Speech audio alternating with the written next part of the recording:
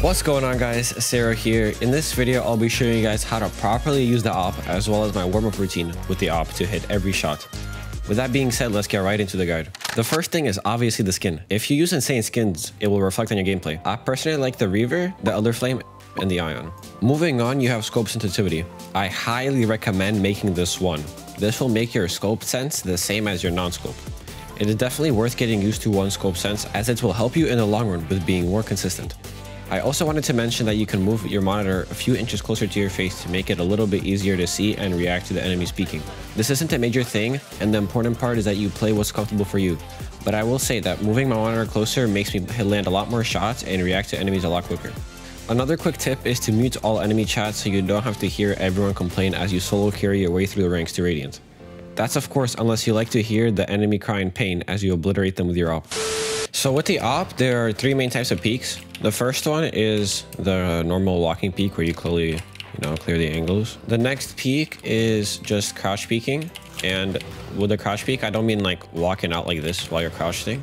I mean as you swing and you crouch last second as you stop, so your gun becomes accurate quicker. And this is good for like pre-firing. So let's say I'm on attack with the op. I could mark over here cat.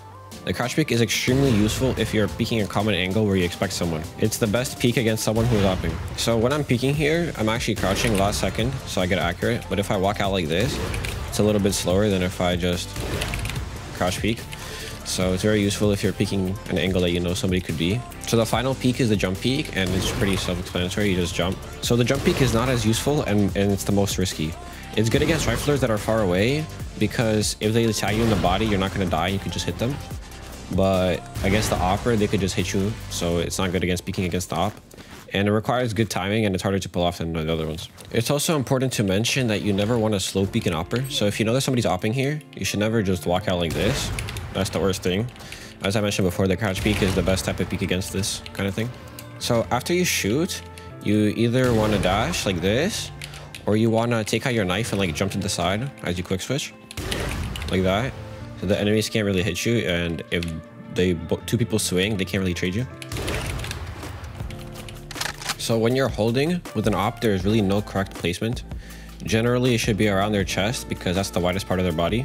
And you don't want to be too close to the wall, but at the same time, not too far. It really depends on your reaction time and how often people swing or jiggle angles. So if you're in high ranks, I highly recommend holding it a little bit closer because people tend to jiggle the angles. But in lower ranks, people just full swing out, so you want to hold it wider in that cases. Around here is generally good. Also, if you get really good with it, you could just always hold really tight like this. And if they jiggle, you shoot, right? But if they just swing out, you could just flick onto them. So when I'm opping, as a secondary, I like having the shorty or a classic. Sometimes the frenzy is also like nice with it.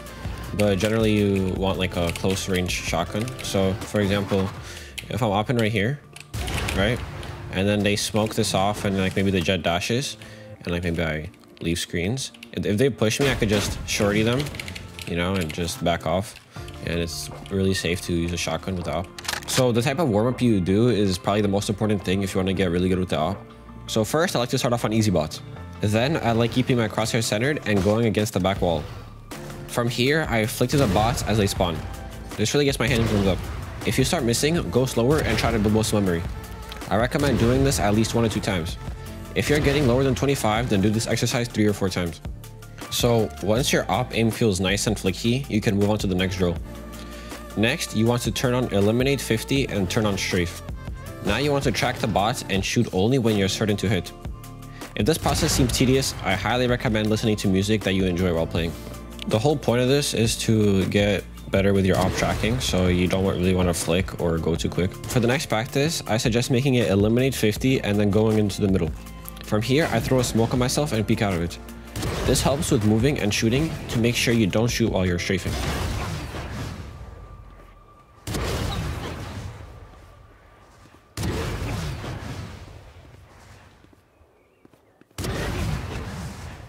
If you want, you can stand a little bit further back and just use the smoke as a wall, so you get better at peeking with it. If you seem to shoot while moving on accident, then make a conscious effort to first stop and then shoot. You can also peek from main and then dash as you shoot to practice your peeks.